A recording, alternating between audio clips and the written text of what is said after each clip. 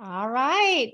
Well, welcome back, everyone, to another episode of Beyond the Smile. This is the podcast and huddle for the nonprofit Diversity in Dentistry Mentorships. I'm your host and proud founder of the nonprofit, and I'm so excited for you because today is going to be a wonderful conversation. You're going to learn so much, and we have a bonus. I want to first just welcome Dr. Irwine Sainvil, who is a board-certified pediatric dentist, and we're going to get into her story and her gems that she's going to share with us, and definitely her secret game plan for all the success that she has already experienced. But I'm so grateful to just introduce our sponsors here, that we have Dr. Romano and then here with D.A.T Destroyer and Nancy as well. They are the founders of D.A.T Destroyer. Been around for almost 2 decades.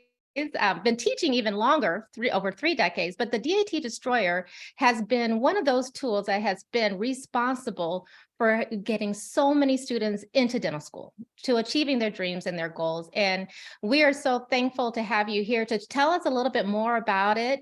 And then, of course, to have a giveaway so that you guys can definitely succeed in getting the score that you can destroy so you can get into dental school. So I'll let you take it away.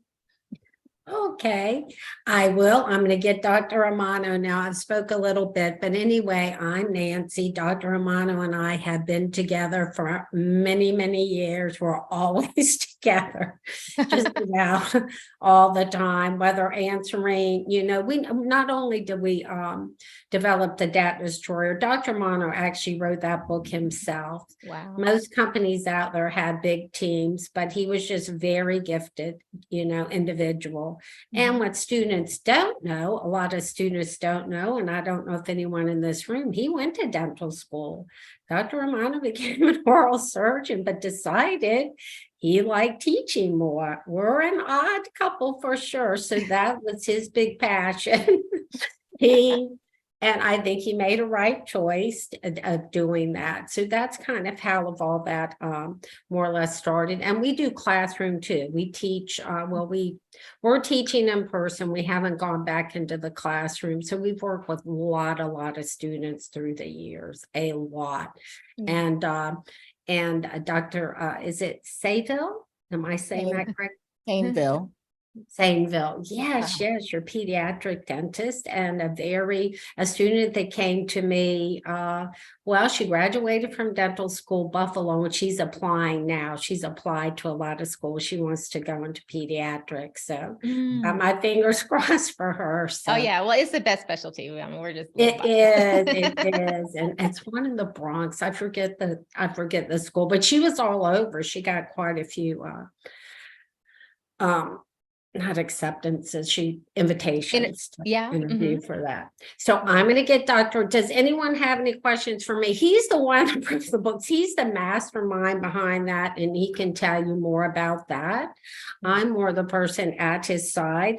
I've learned a lot. I'm the one who, I know how to type organic chemistry all day long, but he's the one that wrote it. He's the one that teaches it. He's got a photographic memory, can probably go to any problem he wrote in that book, but he can tell you more how students can use that successfully, because we've had great success. It's not an easy book.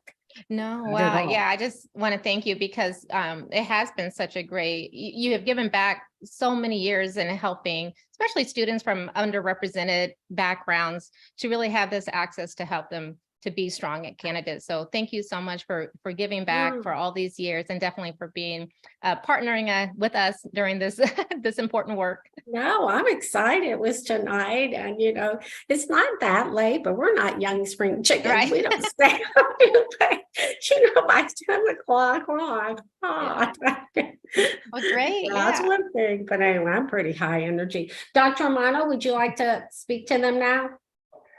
Okay, here we go. Those are cute. I know, we're kind of informal. Okay, ready? Good evening. Okay, how are you? We are great. We're very excited to have you guys be a part of this today. Okay, I don't have the personality of Nancy Steen, so let me just get right to the point. I wrote in all the questions in the Destroyer. I've been doing this for about 35 years. When I started when I was in school, Romano Scientific in New York, and I've taught the MCAT class, the D.A.T class, and the O.A.T class for an enormous amount of time. First of all, we have a study group, which I'm hoping you all join tonight. It's on Facebook. You would just type in "D.A.T Destroyer Study Group." In that group, I have a whole bunch of things.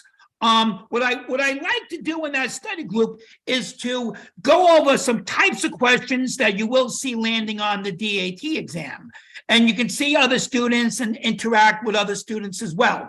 The thing that I think is the most important as far as the D.A.T or the O or MCAT or any of these exams is you have to build your foundation. That's the bottom line. There's a lot of people would say, well, the Destroyer is really hard. I think it is hard. I think it's a hard book, but you need to know the foundation and the basics. If you give me a problem in Chinese, I don't know Chinese.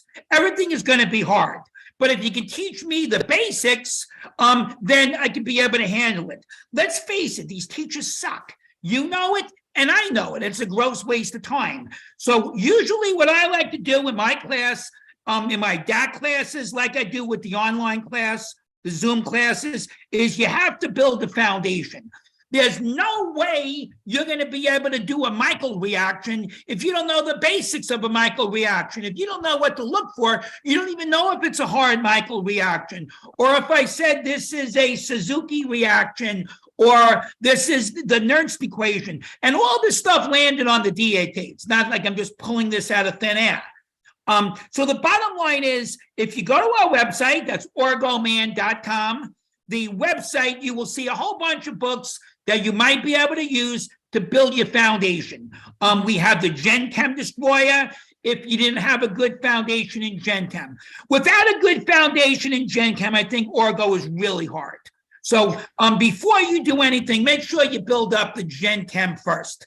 Because how are you going to learn acid base and stuff like that, or resonance and stuff like that, if you don't know basic Lewis acid or Brunstad-Lowry type things? So you want to know your basic things. So I think the Gen Chem Destroyer will probably be your best bet. If you're pretty good in Gen Chem, you might say, well, let me go to the Odyssey book. The Odyssey book, again, I've used in my class over the years. It's a whole bunch of questions, but as you're going through the questions, it goes over different concepts. But like I said, none of those books, though, if you have nothing, if you have no knowledge of all, then I think it's a waste of money. I mean, those books are written with the idea that you have some basic understanding in the material. Okay, so you have to understand that without a basic understanding of the material, any prep course, including our prep course, is a waste of time and money. It's like you can't just take the Destroyer book or the Odyssey book and pick it up and learn organic. You had to have been taught that, right? That's what college is for and the classes is for. So that's what I think the biggest mistake is that kids make, is they don't know the foundation. If you go on our website, I have a whole bunch of videos and YouTube videos. If you can't find them, you can always hit Nancy up, or you can hit me up on the actual Facebook page and ask where you can find them.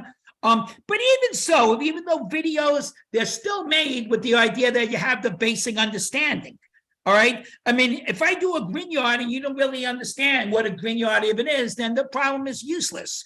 So you need to understand the basics. I have a video that goes through all the materials that I suggest. For example, for the bio, I have bio notes that I think the bio notes are written easy to understand language, and we have that free, and you can look that up on our website. Where else are they? The website of the study group, right? Yeah, you can get the bio notes. So if you really wanted to get on something, get on those study notes. I also think that the Barron's book, I think Barron's is very good. What's the other one I like? Barron's I like, and Cliff's. So I think they're probably the three best sources. But basically what I do in my notes is I distilled it all for you and knocked out all the bullshit and showed you where you know to hit for the D.A.T. Like, for example, As an example, I'm not going to ask you all the steps of glycolysis, okay? But if I say to you, like they did on the 2018 exam, if you went from glucose 6-phosphate to fructose 6-phosphate, what enzyme would you use? Well, I'm not really asking you to know the step. That's actually the second and the third step of the glycolytic pathway, but I want you to understand the concept. If you go from a glucose and a fructose, well, let's think about it for a minute. Glucose, we all know, is C6H12O6. How about fructose? Believe it or not, that's also C6H12O6. So glucose and fructose are isomers, right? So therefore, you got to make the reach and say, well, if I went from a glucose to a fructose, the enzyme will be an isomerase. You follow what I'm saying? So whenever you change the structure around, it will be, and it's not a hard problem once someone explains it to you. But if I just shot that problem out of a cannon and you said, well, what is it? You're like, what the hell is this? Or I'll give you another example. 2016 exam, they wanted to know like the first thing in glycolysis. Well, the first step is when glucose goes to glucose 6-phosphate, okay? Meaning we're adding an ATP. Now, I'm not even asking you to memorize that first step, but I want you to understand if you ever adding an ATP onto something, or you're using ATP to add on a phosphoryl group, you use what's called a kinase. Okay, so therefore, so think of ATP as money, right? If you spend money, what do you need? Well, you need funds, right? You either need it in your pocket or the bank or your credit card. So the ATP is the same as money. So if I'm spending money, I need grandpa kinase. So you can almost think of it as a grandpa, right? Who's giving you the money. So you got to make sure you know that connection. So that just gives you an understanding. And I have that in my notes where I explain that. So you don't really want to focus on memorization, especially in that bio. You want to try to, especially the biochem, you want to have an understanding, right? It's like if you ask Dr. Layler about dentistry, are you memorizing how to do a class 2 prep? You're not memorizing, you got to have an understanding, right? Mm-hmm. And when you go to dental school and you're doing all those preps, class 1, class 2, they show you the ideal, but what's going to happen in real life if it's not ideal? Well, you still got to have an understanding, right? You need to understand, there's something called retention form and stuff like that. So you still got to understand the concepts. So in the direction where you guys are going, the concepts are the most important. As far as that organic goes, hopefully you had a teacher who was decent, or you have a textbook. You need a textbook. The favorite book I have is the Klein book. Klein book is the favorite, is the easiest book. There's no book that you can say that I haven't read. I've read every book in England and Great Britain and India, United States, whether it's Klein or whether it's Solomon or Bruce or Wade or Jones or McMurray.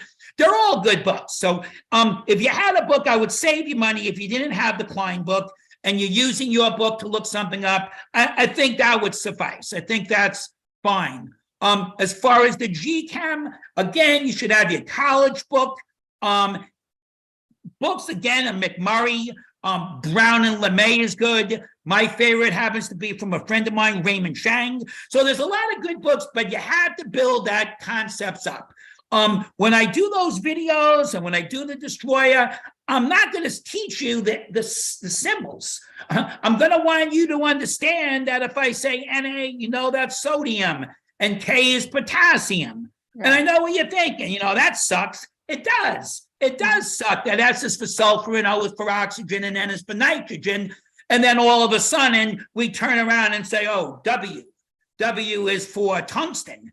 A lot of those symbols, not a lot, a handful, right? A handful like tin, SN, or lead, PB, come from the Latin and the Greek. So you got to know a few of them. All right. So again, I kind of review the ones you need to know. If you're not sure, the ones you need to know. I think a good yardstick would be if you never heard of it. Don't worry about it. But if you heard the element mentioned, I think it's fair game. So if you use that as a yardstick. But anyway, before I let you go, the point I want to make is for you to make sure when you have the tools, you got to have the concepts fairly understood, because then the book is no good, right? It's like if you get a quantum mechanic book, it's useless if you don't know advanced calculus. It honestly is. Or even physical chemistry, if you can't do calculus, the physical chemistry book is no good and it's no fun. So if you have those concepts built, then I think the books will be a great, help for you. And like I said, the way you can get those concepts built is especially YouTube, Khan Academy. I don't know if you ever saw the Khan Academy, free. I don't know about you guys, but I love free. The Khan Academy is free, and I think it's decent stuff. Decent stuff. If you're not sure on DNA, that's something called Amoeba Sisters. I don't know if any of you ever saw the little videos on YouTube, AMOEBA. They're like little cartoons. Those cartoons are wicked. We actually have a few of them in our library where you can go to it and you can find some, but you don't need me to do that. You can look that up, called Amoeba Sisters. Yeah, we'll be sure to share the website and make sure that all our mentees can get on there and look at all the videos. That's going to be so helpful. Absolutely. But I really think of all of it, I think you'll like Amoeba Sisters the best, because they're cartoons, but you might say, well, cartoon songs fun. These are deadly serious, though. No. They're cartoons, but they're fun. They're fun, and that makes them memorable. If you want to go over mitosis and meiosis and Down syndrome or any of the pathologies and stuff like that. So you got a whole bunch of avenues where to focus on, and you got a few routes. So the books like Cliff's Barron's gave you, YouTube, a whole bunch of free resources as well. Oh. All right, but I would love for you to join my group, look around. You'll absolutely love it. And I promise you that the journey that you're on is not for only the super intellectuals. If you look at the kids up on those websites, you'll see a huge amount of students.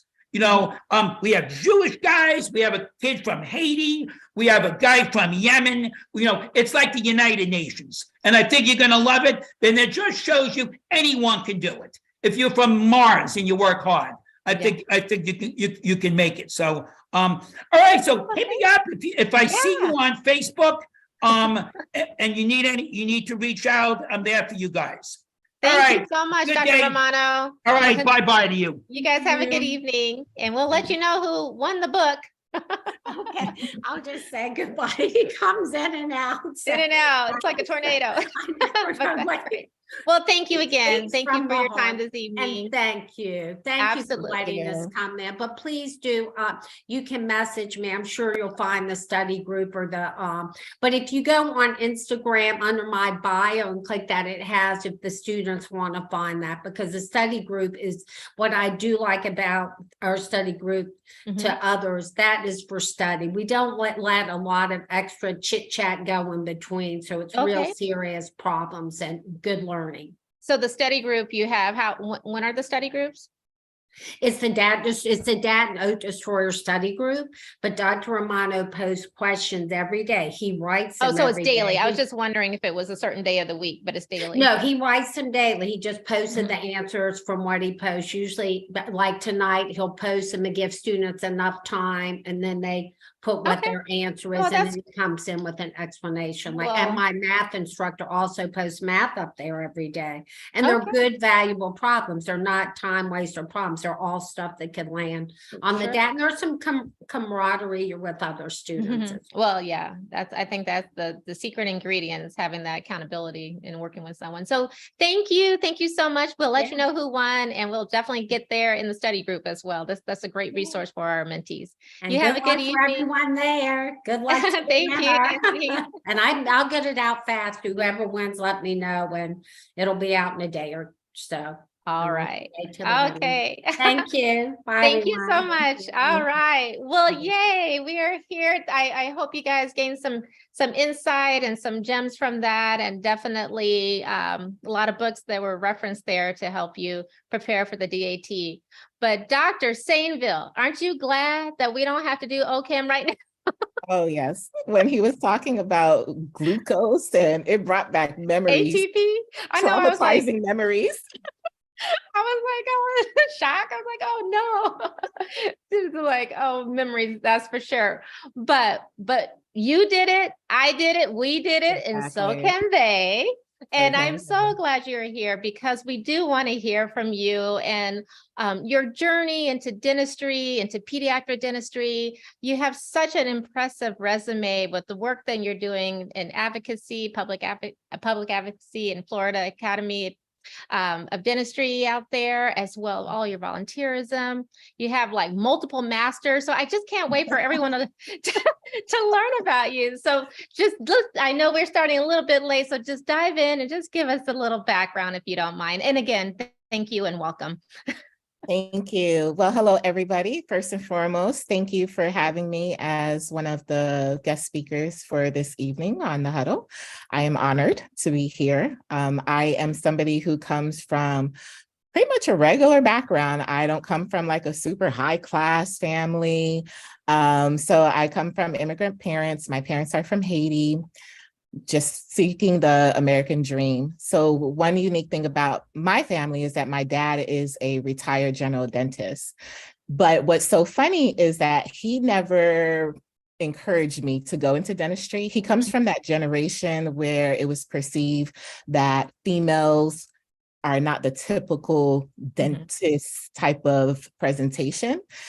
So he never discouraged me, but he didn't like encourage me. So I wouldn't say that I had the desire to go into dentistry because of my dad. It was more so I was a medical magnet while I was in middle school, and we had to do a research project on medical careers. I went to a library. You know, at the time you had to go to a library, do all your research, print out all these papers. Nowadays, students have the electronic devices at the palm of their hand and they're finding their information. Right. So I had to go to the library. I was sitting at the library. I'm like, oh my God, what can I write about for this project? And I saw pediatric dentistry. But growing up, all I knew was general dentistry because that's what my dad was. I never really had a pediatric dentist as I was growing up. So it sparked my interest. I always loved working with kids. I was involved in children's ministry when I was in at church as a youth. And I was in Girl Scouts. So I did a lot of things with kids and I love art. So my mom was one of those people who put me like in dance. She put me in art class and music. So I always had like a drive for art. And I love science. I really don't like the other subjects, math, history, forget it. But science, I can do science all day. Yes. So I said, okay, let me go ahead and dive into this. And that's kind of how that started in terms of my interest in going into dentistry. Then after that, once I got to college, I joined the Pre-Dental Society. I connected with a few dentists in my college town. I shadowed other people and I shadowed a minority Black female dentist who actually ended up graduating from the dental school that I attended. And now she's one of my mentors. Yeah. So that's how that started in terms of my pursuit for dentistry. Yeah. Oh, that's fantastic. And yes, we'll state that you're a graduate of Meharry made as well. I'm telling you, I didn't plan this on purpose, but the last three guests, all Meharians. Oh, Meharians, we dominate. I mean, we dominate. I love it. I love it. And I'd love just the camaraderie and lifting everyone up and giving back. So I'm so grateful. So pediatric dentistry started, you knew early on, but when you were going through dental school, did any of the other rotations spark your interest or you just knew straight ahead that's what you were going to do? Honestly, I knew straight ahead that's what I wanted to do. I started since 7th grade. I liked prosto, I liked implants. Oral surgery, I wasn't really too big on, but I really love the cosmetic side of dentistry. But dealing with adults was just not for me. I loved children. And also what probably was a major impact were my professors. So, you know, you always have good professors or professors that have better strengths in certain subjects. But my pediatric dental professors were amazing during the time that I was in dental school. The exposure that I had, they were young and they came with these brilliant ideas. It just continued to foster that drive that I had inside of me. And then right after dental school, I applied to pediatric dentistry my residency. So I didn't go into like AGD or Mhm. did general dentistry first. I just knew off bat that's what I wanted to do. And a great program too in Boston. I mean, Yes, I went to Boston University. It was Mhm. a very great program, great curriculum. I had a really great program director. She was tough on me because Mhm. one thing about Boston University at that time, they hadn't accepted a Black female resident since like 1972, I think. Oh, wow. So I was one of the first ones between that gap time. So it was tough. I definitely faced some challenges during that Mhm. time, where I'm not going to like pull out a race card or anything, but I Mhm. know I had to step up my game for Yeah. sure. Yeah. Yeah, just so that I can represent the others that were going to come behind me.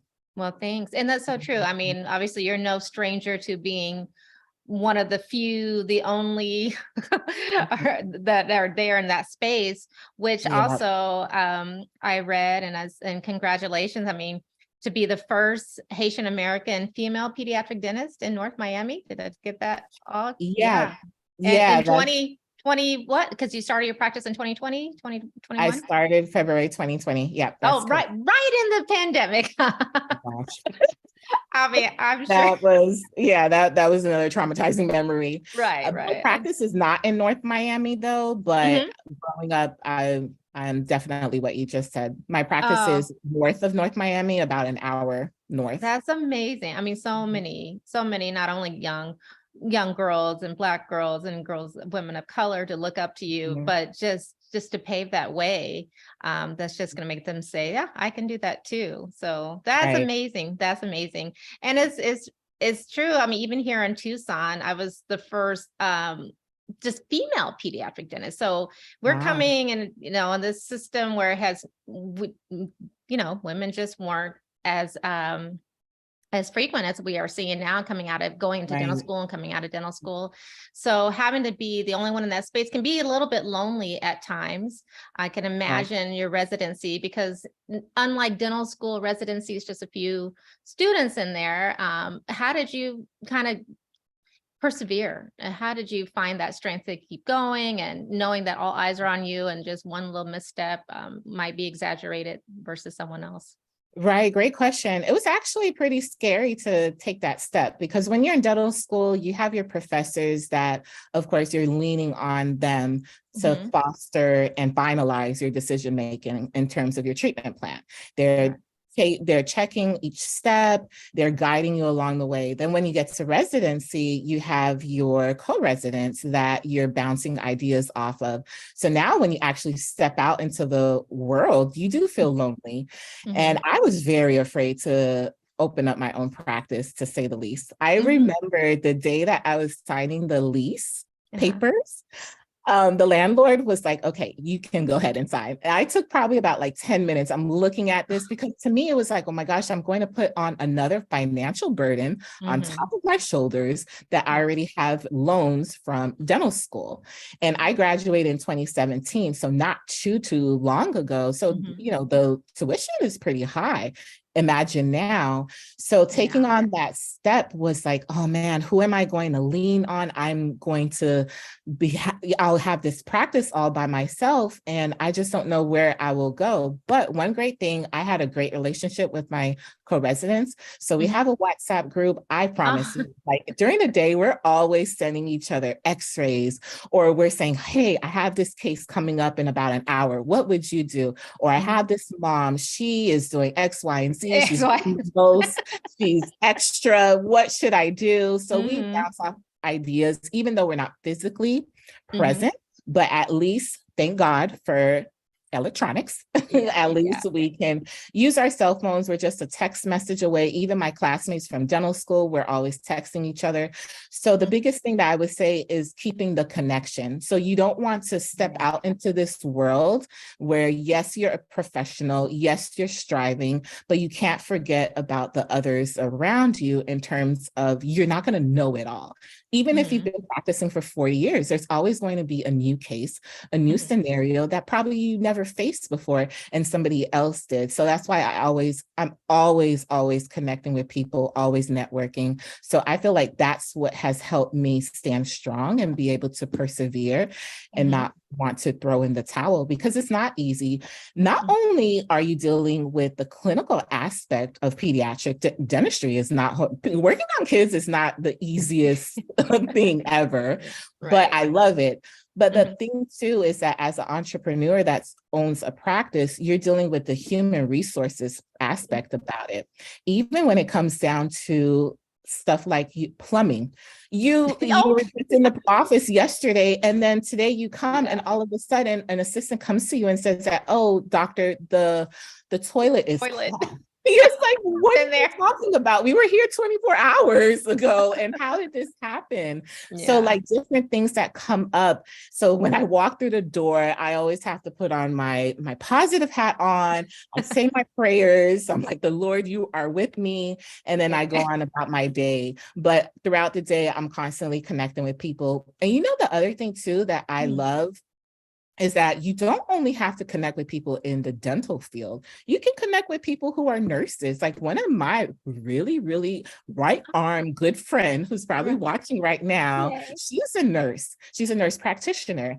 And I'm always sending her the issues that I'm going through. She's probably like, oh my gosh, Irwine, what is going on? But she's always giving me advice because she's worked in a hospital setting. She's worked in a clinic setting.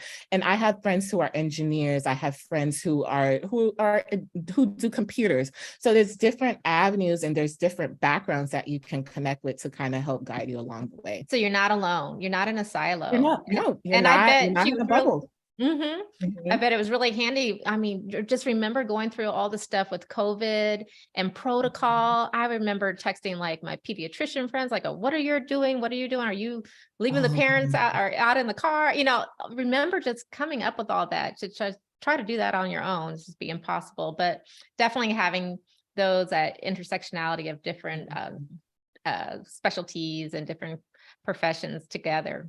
That is so true, because I opened up during the COVID time. So it was 3 weeks before COVID hit. Wow.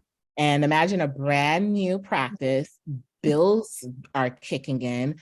Although my landlord was pretty generous and understanding, but there was still some stuff that still needed to be paid. And during that time, I feel like the whole world didn't know what to do, right? So, because this is not something that we faced in terms of a pandemic of that magnitude. Right. So I remember as if it was yesterday, we were on Zoom calls with other pediatric dentists within my town, even those who were in other states. I know I was on the conference calls with the American Academy of Pediatric Dentistry, just trying to see what we can do to help each other sustain more or less. Especially as small business owners, it's not as if we are like a big factory, a big corporate office that have the funds to be able to be out of work for about 2.5 months or so, depending on the laws of your state. So as a small business owner, being able to communicate with others who are going through the same scenario, I feel like it was just brilliant in terms of doing that. Yeah. Well, if you could start a practice successfully and thrive as it has, you can do anything. So when you have those days when those kids are treating you pretty bad and those parents are acting crazy, you just remember this too shall pass. That's my mantra. I'm always saying this too shall pass. Take a deep breath, guys. You know, you'll have those moments even when you're in dental school and you're like, I want to change my major.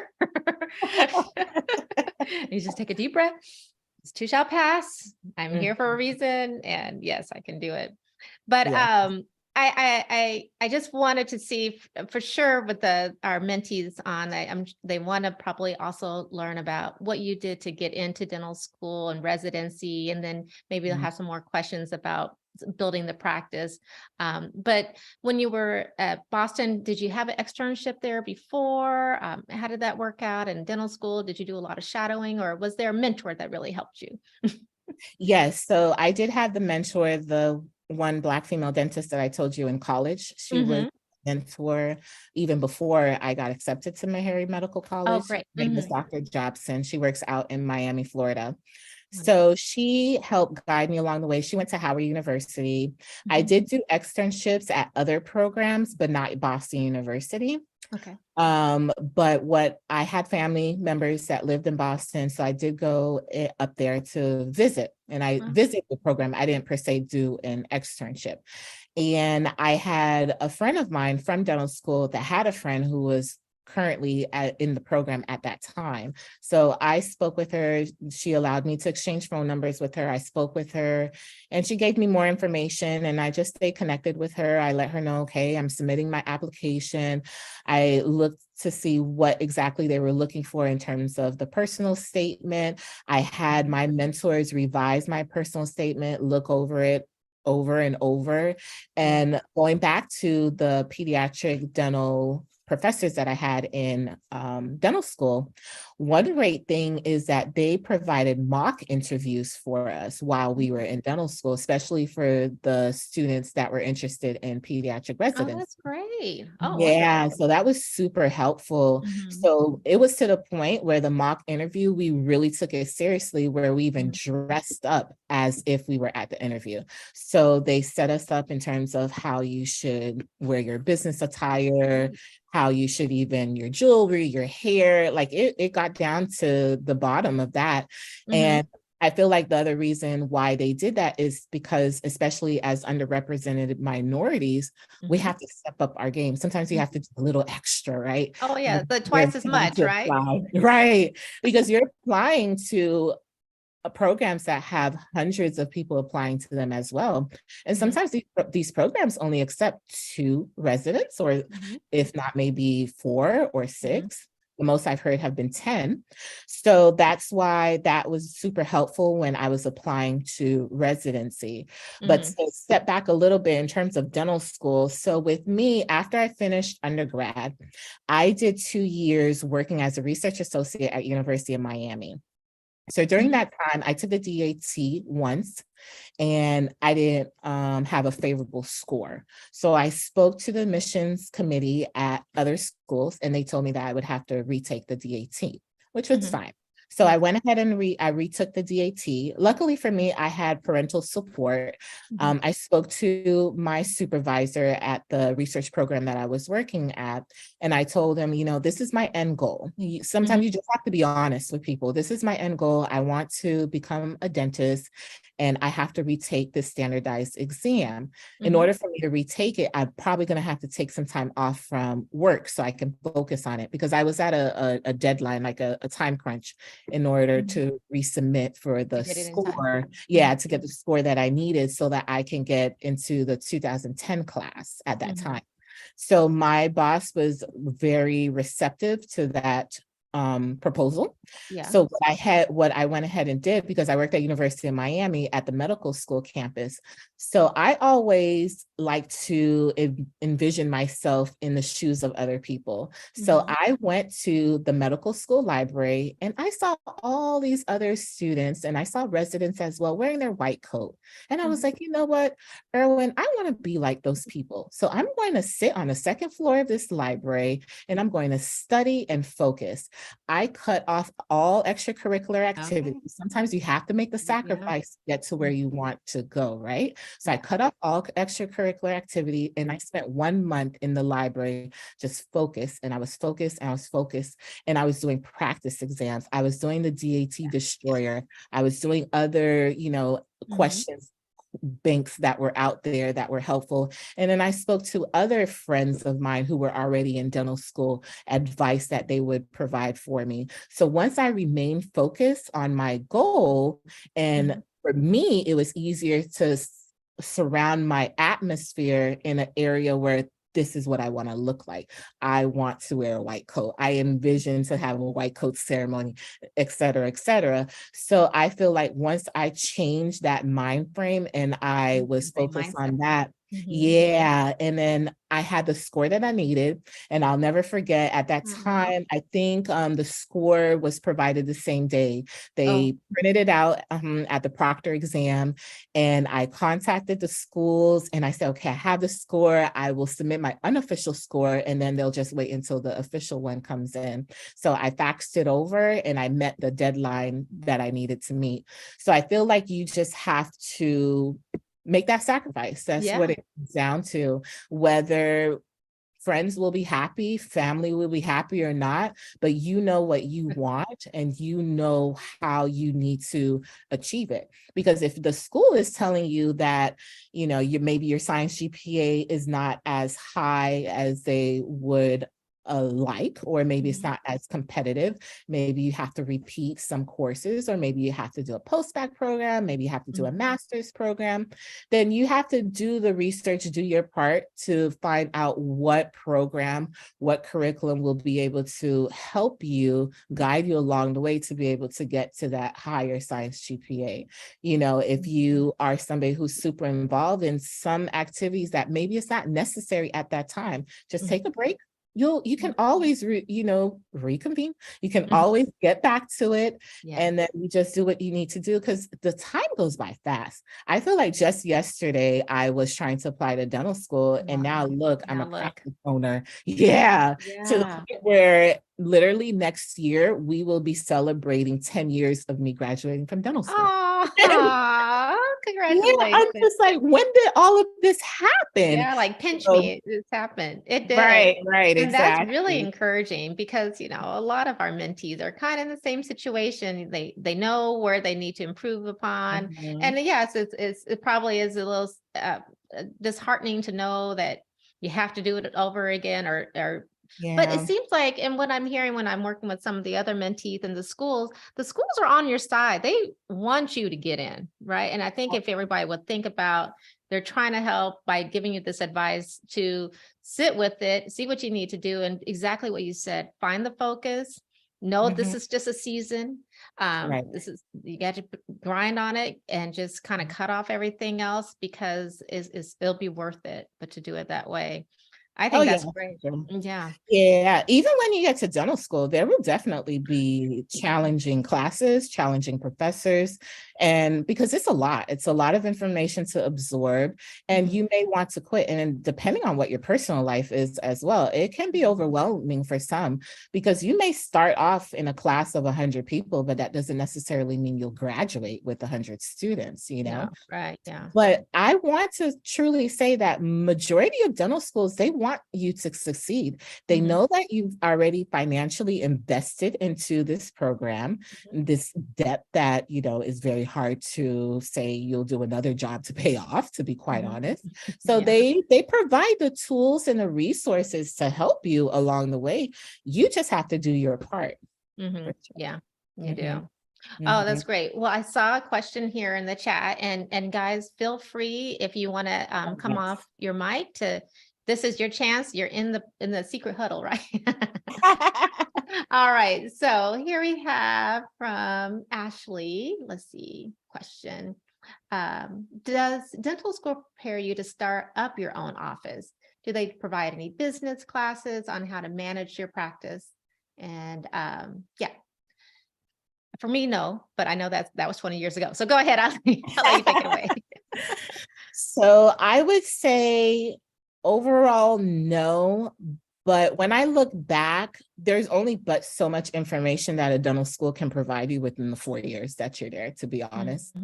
So we had I wouldn't say necessarily classes that were long-term to really show you how to build up a business, but we had lunch and learns here and there.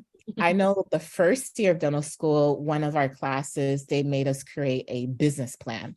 And what was so cool is with that business plan, I still had it. So even when I was building my own practice, I used that business plan and I tweaked it to what the current situation was.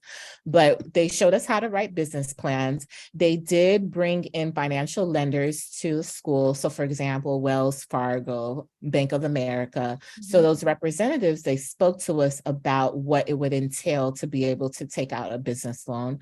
We did have other general dentists or other specialty dentists within the area where I was, Nashville, that came, they spoke to us about their experience. But honestly, to say that we had like a business course, definitely no, because there's more to what was given to us at school. There's more to it. There's the marketing side to it. There's the advertising side to it, researching a location. There's just so much. But we're living in times where there are so many more resources now. For example, social media has been one of the biggest tools that I've used, especially on Facebook. So we have this Facebook group that's called Pediatric Dental Startup.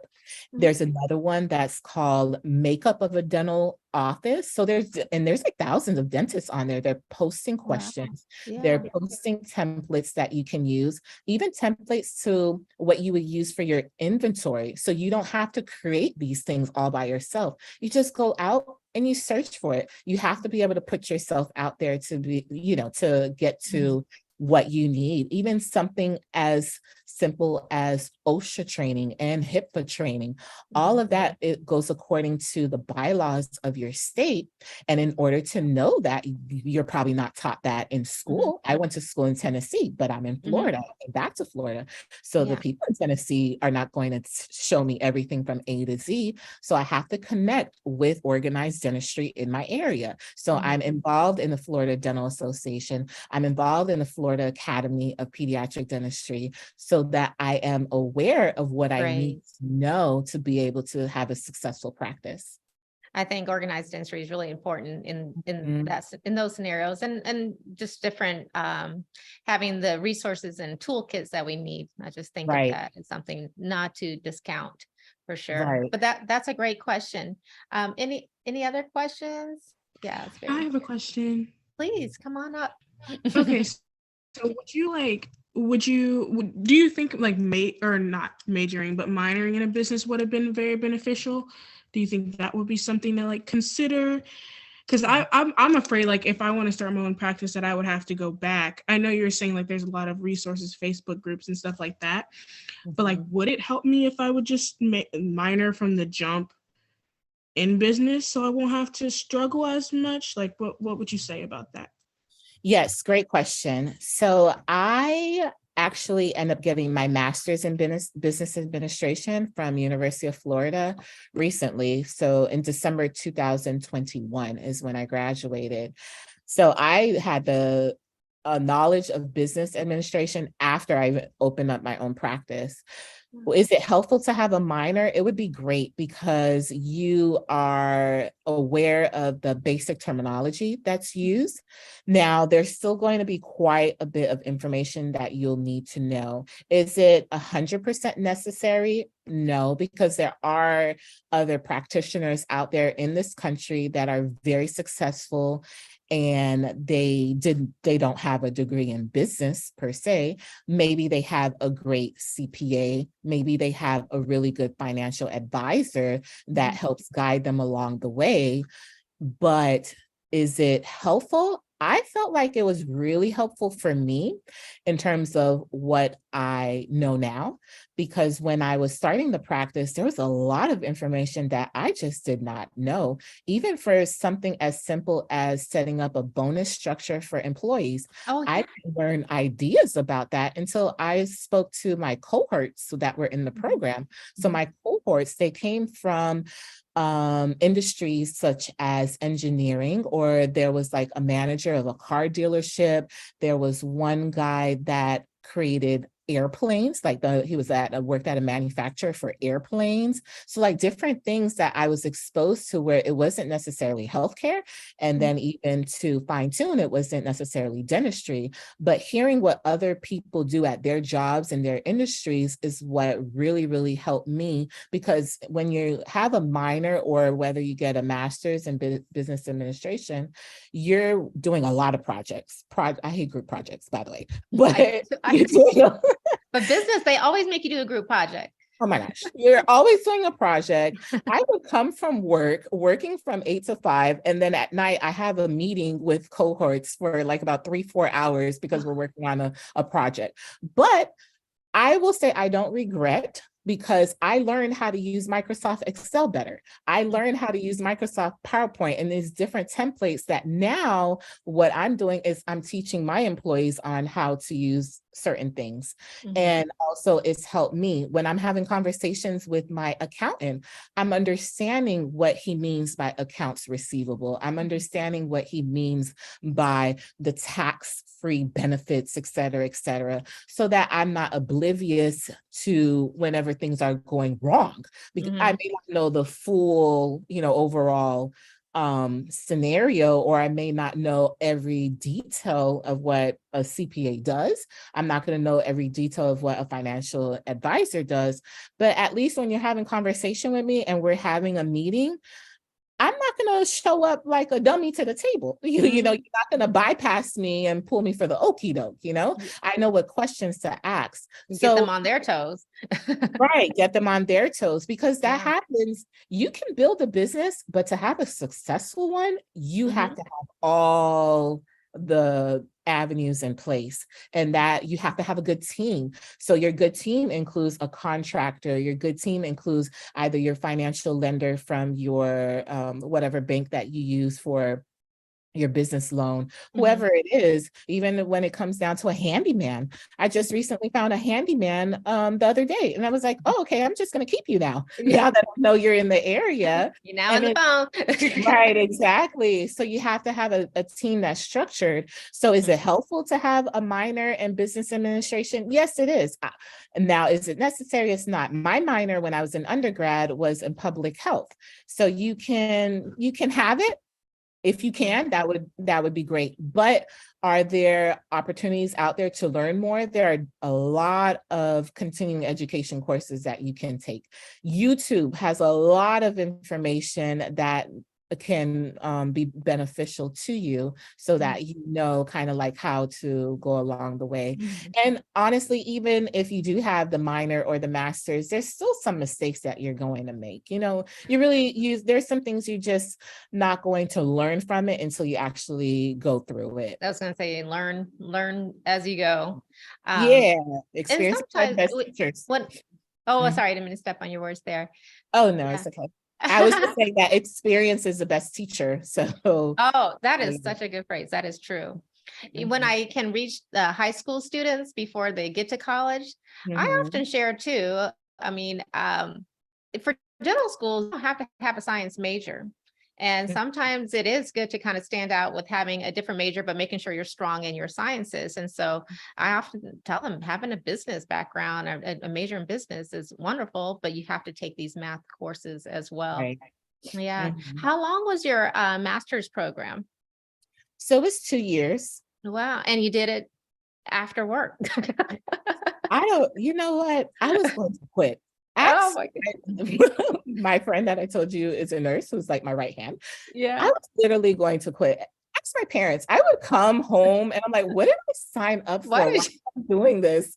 This is crazy. This is insane. I'm doing all of these projects. I don't even understand what these people are talking about. It just sounded like a foreign language to me. But I think it's great. I mean, you could probably have a course for us dentists on that, because I will tell you, for me, I definitely didn't feel versed in business and dealing with, a little bit of the imposter syndrome, and didn't think I could own a practice or run a practice. I didn't, all the things I had fighting against me, that when I first started, I was in one of those kind of management companies where they took like 60% of my profit. And, I just lost so much wealth in the beginning till I realized, I can do this. And but everything happens for a reason, and learn. But I think it was a great question to bring up. It is important to know the business aspect, but don't let it stop you from starting a practice. But there's different ways to practice. Oh yeah, for sure. And not everybody starts to practice from ground up. Right? And also we didn't mention practice consultants, and they can kind of help a little bit in the guidance there, bonus structures and HR stuff and like that. But yes, Right. we have a hand up. Go ahead, Joanna. Welcome. Thank you. Welcome. Thank you. So I have a quick question. I was thinking about dental assisting for like a year because I'm graduating early. So I have like a year off, and I was thinking of like doing something like dental assist to get used to like the dental terminology and just like an overall feel.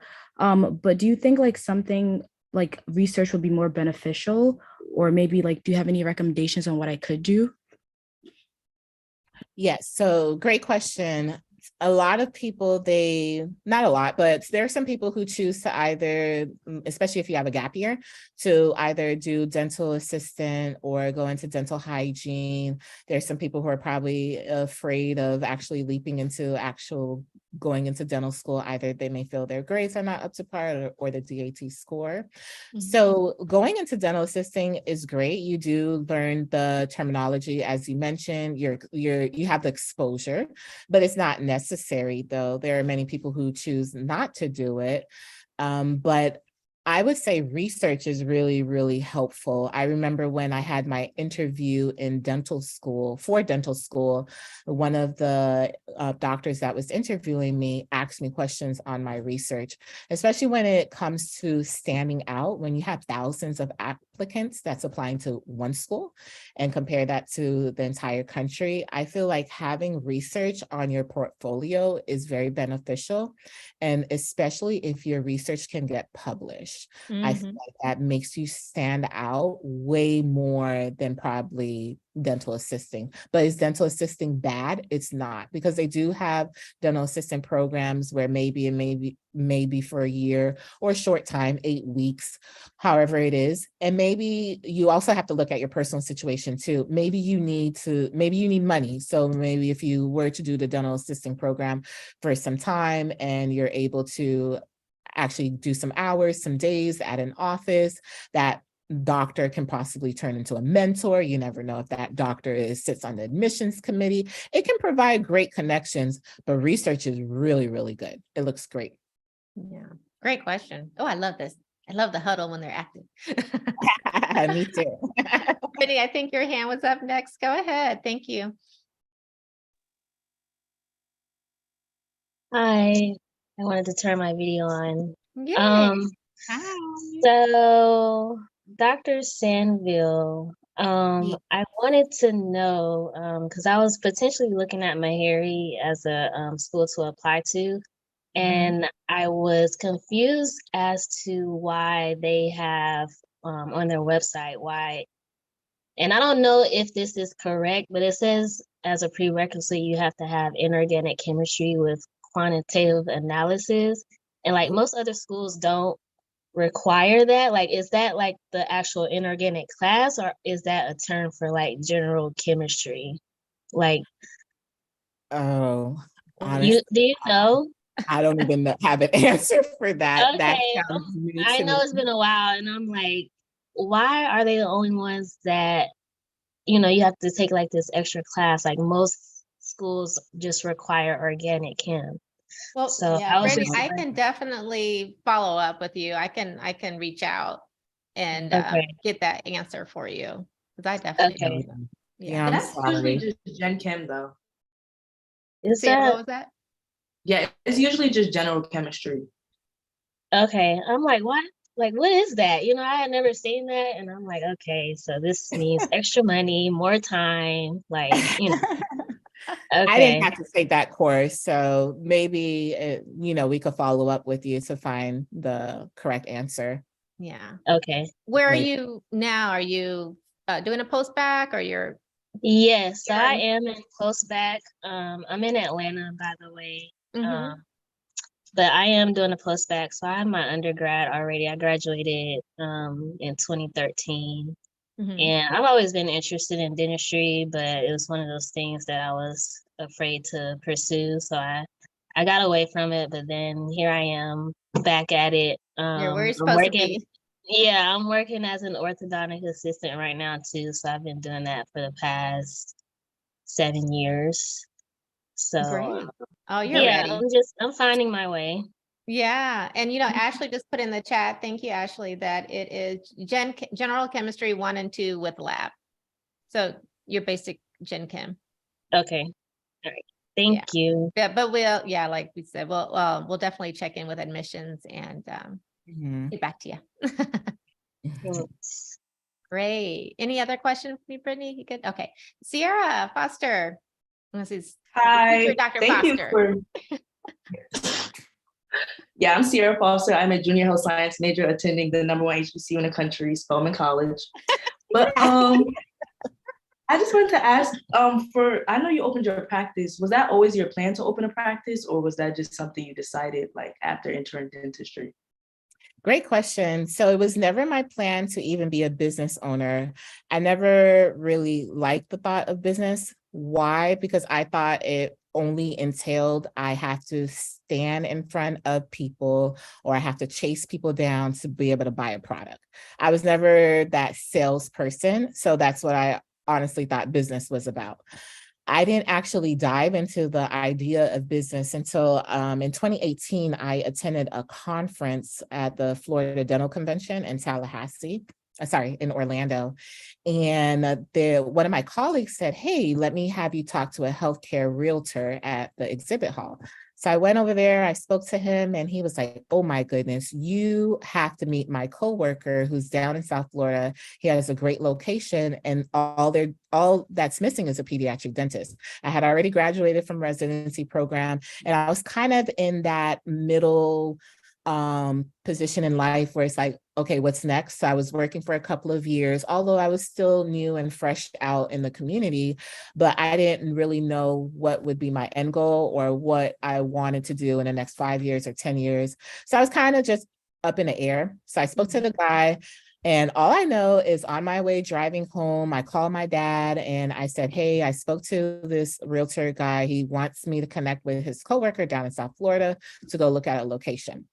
So we actually end up going to look at this location, and I kid you not, literally all that was missing was a pediatric dentist, because it's in a medical plaza where there's a general dentist, there's an orthodontist, there's a pediatrician, and there's an eye doctor feet away from an elementary school. Oh, so wow. And you had a McDonald's around the corner. So McDonald's, Burger King. They do all the demographic research to know where the families are. Yes, exactly. And it's in a residential area where the age group is what I needed. So it was young families who have young children. It wasn't like in an older community with like 55 plus elderly. So I looked at the location. It was brand new. And I end up kind of saying, oh no, I'm so scared. I'm not too sure. Let me still look at other locations. So the realtor took me around to other spots that were available, and it just wasn't the same fit. So I kept kind of bouncing around the idea, and I'm like, man, if I give this up, somebody else is going to hop on it. So I went ahead and said, you know what, I think I'm going to explore this some more. And I ended up getting, going back to having a team. So your team always has to consist of like a contractor, architecture, even a dental lawyer. You have to have a lawyer when you become a practicing provider out there. So I spoke to my dental lawyer. We revised the contract, going back and forth with the landlord's contract. My lawyer were going back and forth between each other. So it kind of just went from there. And as I told you, when it came to the final day where we set everything in stone, I was sitting outside with the landlord. He's like, okay, here's the contract, ready to sign. I took about 10 to 15 minutes, like contemplating, oh my gosh, I'm really going to sign this away because it was a 10-year contract. And I said, you know what? I had that feeling inside that I'm in a good spot. God's got me, and I know we're gonna do good. So I went ahead and signed it, and that's kind of how that started. But did I start off saying I wanted to be a business owner? No, I feel like it just came. You know, it fell in my lap at the right time, the right location, kind of what I was looking for. You guys should check out her website, Kidsville Pediatric Dentistry, right? Is it .com? KidsvilleDental.com. And Kidsville with a Z, KIDZ. Yeah, it's really cute. Everybody should check it out. and follow you on Facebook. Thank you. Oh, absolutely. I know, I'm so sorry we had such a late start and I want to not keep you up so late. Were there any other questions from you guys? Yeah, I have one more thing. Go ahead. Okay, so I know you mentioned God, because I was gonna ask, how do you stay motivated? I know sometimes I'm in the beginning stages of my journey, but how did you stay motivated? Because I'm scared of loans. Like I already know I'm gonna have to take out a lot of loans, and I know sometimes like the debt can be very, very discouraging because I was like, I don't want to be in debt my whole life. Like I want to own a home. I want to do all these things.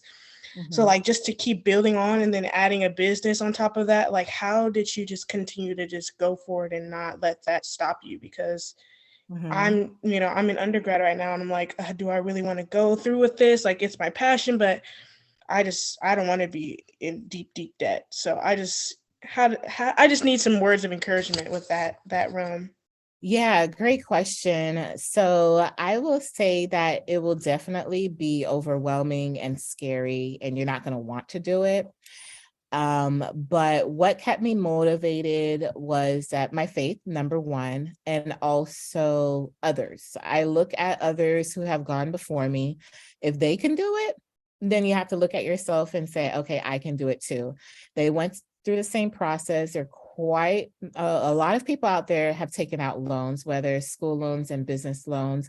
And actually, you're still able to get the home. You're still able to get the luxury, quote unquote, car that you would want. You're still able to live a comfortable lifestyle. It may not be immediately. It may not be at the time that you want, but you have to take things in phases. So when you are starting a practice, it takes time to grow and especially to feel financially comfortable. So you would have to live below your means. So like I stated at the beginning of the huddle, it all comes with a sacrifice. And in order to see the light at the end of the tunnel, you have to kind of set yourself up in a certain way to be able to get to that other side. So even if maybe as an undergrad, you've taken out loans, but don't be afraid that as you go ahead, you may have to take out more. If we're always afraid to be able to step ahead and say, okay, let me go ahead and pursue this particular avenue, if we're afraid to do that, then you'll just never do it. Because, for example, for dental school, the tuition for dental school has definitely skyrocketed compared to when I was in dental school. But if you continue to look at the actual dollar amount, no one will ever want to go to dental school because it's pretty daunting, actually. It's a lot. It's a lot to carry on, but it's doable. It's possible. Dentistry is a great field. Usually every year, dentists are ranked as the top leading professions out there. So you will be able to successfully set yourself up. You'll be able to travel. You'll be able to have that lifestyle that you worked hard for. You have to take baby steps to it. And don't let it be intimidating to you. You're going to naturally have that feeling. I still have that feeling because sometimes I'm just like, oh my gosh, this is a lot.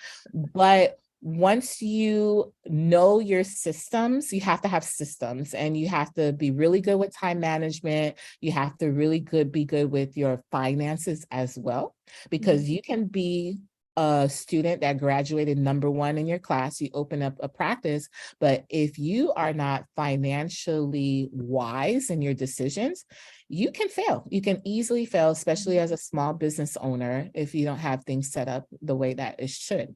So I would say to motivate yourself, what's helpful for me, even currently, I listen to a lot of podcasts because you hear from other people. There are other people going through the same feelings that you're going through.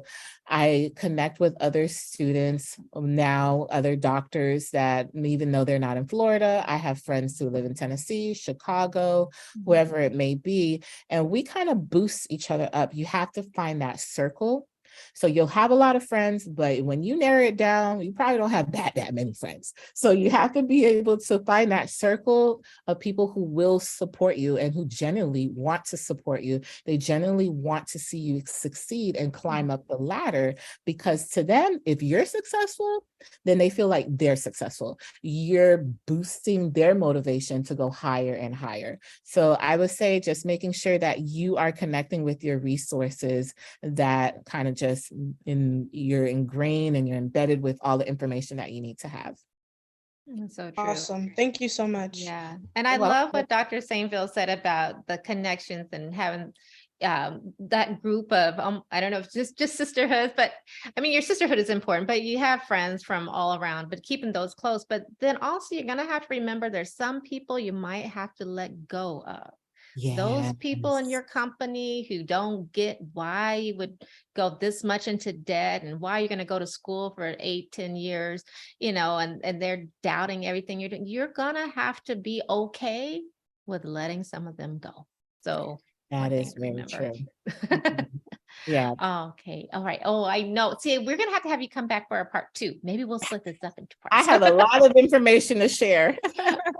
Two more questions. Okay, Joanna, I'll let you go. And then there was one in the chat, and then we better let you go because I know it's like even later your time. Okay, go ahead, Joanna.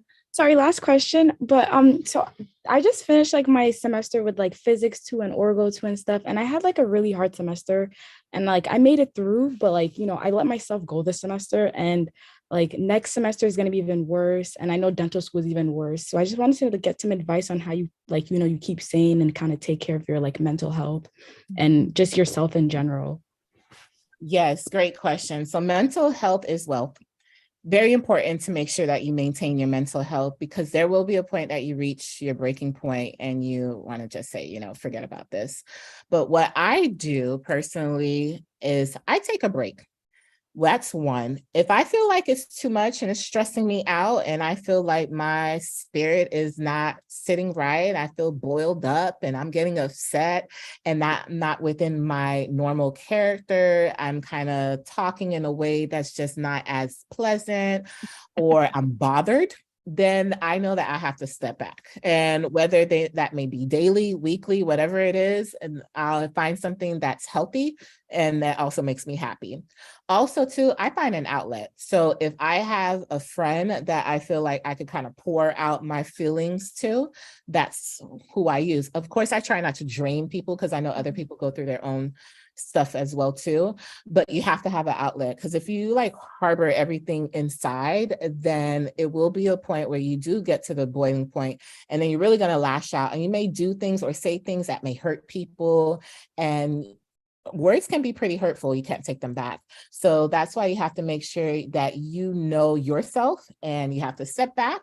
And if it requires you to take a 30-minute walk outside, go ahead and do that. If it requires you to meditate or just sit in your car and just silence, then you should go ahead and do that. My laptop is on 1%. I'm going to try to connect from my phone. Okay, well, you do that. I'll answer Janae's while are you plugging up, or we better wrap up? Yeah, I'm connecting from my phone. Well, Janae was asking, was Impressions Day a thing back then? What gave you the competitive points, or how did you stand out? Well, I know it wasn't a thing back in my day, but then I always feel like the old one here. And that's why we try to get new dentists out, because they can give you more current information. But I think anything that gets your face seen is going to get you a competitive edge. Because you're meeting faculty when you're at these events, you're meeting even staff that knows the ins and outs, that can just recognize you and your name and to give you some insight into certain things. So if you can ever attend an Impressions Day, I would say definitely go. And even if you're interviewing at a school that you didn't do an Impressions Day, but they know that you did that shows your interest and your commitment, that this is for sure what you're trying to do, and that you're doing all you can to be successful.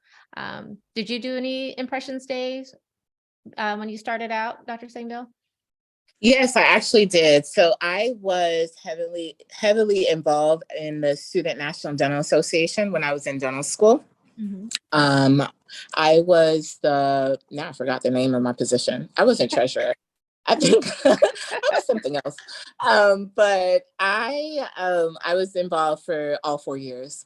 So we had Impressions Day, and I was involved in the planning process of that.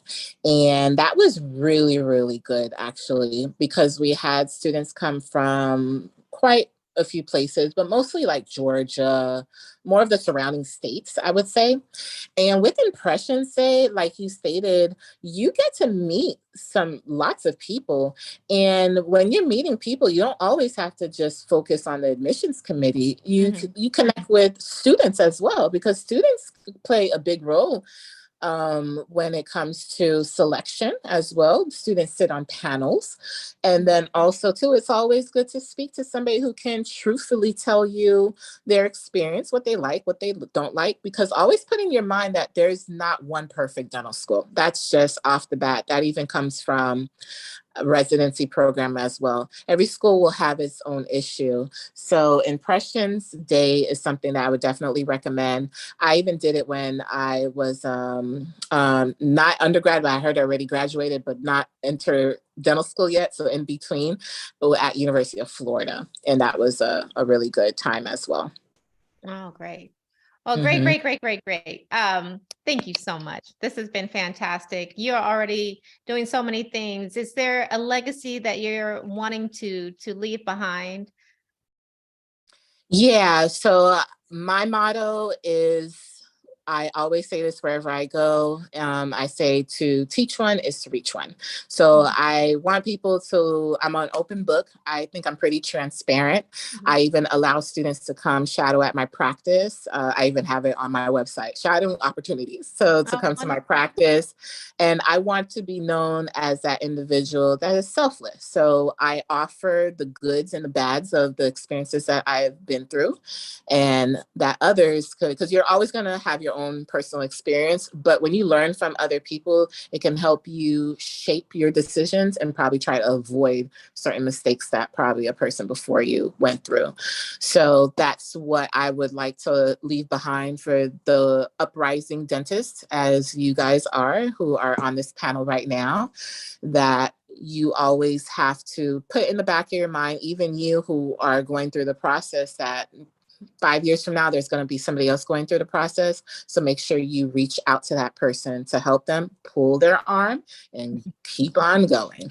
Oh, yeah. And that's why we call it Beyond the Smile, because there's so much that we can achieve together beyond just dentistry, and that we can leave beyond just dentistry. And then this is mentorship or advocacy, public health advocacy, leadership and organized dentistry, speaking, and just, of course, mentoring. So it's so much in store. So just keep at it, be persistent, don't give up, where you find each other, stay accountable to one another, and you guys can do this.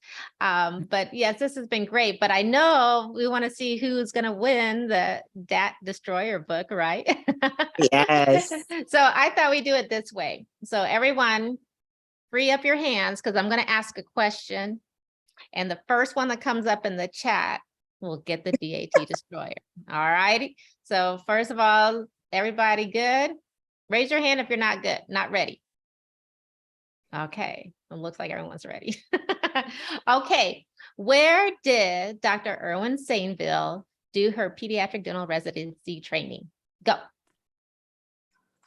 Okay, Joana. Boston. Yeah, she was quick with that one.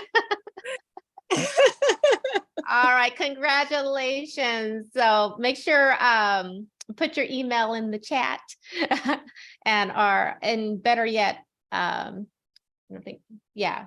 Can you get that for me? Or you can email it to me at the info@diversityindentistry.org. This has been fantastic. Obviously, we went way over. Please accept our apologies. We're sorry. We just have so much information to share. We do. And I want to let everyone know that we are going to have like a vision board, goal setting, just setting intentions for the year on January 21st. So think about, save the day for that. Dr. Sainvil, if you want to come back, we could have you facilitate.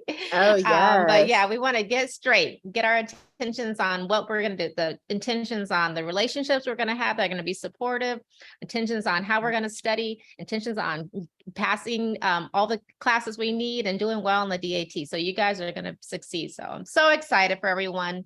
Where's the best way that they can connect with you, Dr. Sainvil? Just your online social media that you like to share? So yeah, social media, always feel free. You can DM me on social media. My business practice name is Kidsville Pediatric Dentistry.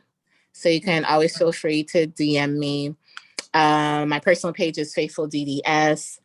I always have random people sending me messages. I have no issues with that. And then my email address is isainvilDDS@gmail.com. Wonderful, wonderful. Well, this has been fantastic. I'm so excited. I know that you guys are going to do some wonderful, great things. If you need a mentor, please sign up on our website at diversityindentistry.org. If you're a dentist and you want to touch and change the trajectory of students' lives, sign up there as well. Just remember, guys, we did it and so can you. And thank you so much for joining us. Have a great evening. Okay, thank you. Take Thanks, care. everybody. Good luck. Thank you. Bye. Yeah. All right. Take care. Joanna will be in touch. Okay. Okay, thank you. Okay. Thanks.